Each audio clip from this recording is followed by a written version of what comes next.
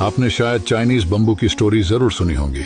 जब आप एक बैम्बू और साथ में एक दूसरे पेड़ को प्लांट करते हैं और दोनों की ही आप एक समान देखभाल करते हैं, सही से पानी देते हैं, तो कुछ महीनों बाद जो दूसरा पेड़ है वो जमीन से बाहर निकलकर धीरे धीरे बढ़ना शुरू कर देता है।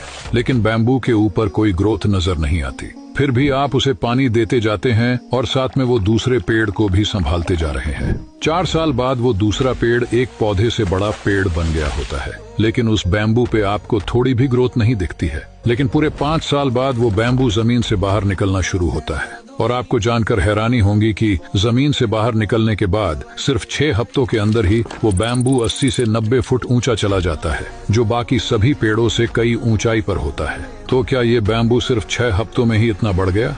तो जवाब है नहीं।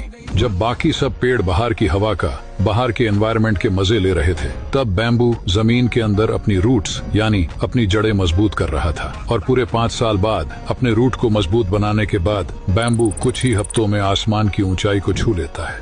और आपकी सफलता भी इसी बैम्बू की तरह है। अगर आप कोई काम कर रहे हैं और फिर भी आपको उसका कोई आउटपुट नहीं मिल रहा, इसका मतलब ये नहीं कि कुछ हो नहीं रहा। इसका मतलब ये है कि अभी आपके रूट्स यानी आपके अंदर कहीं ना कहीं बदलाव हो रहा है जो दिख नहीं रहा।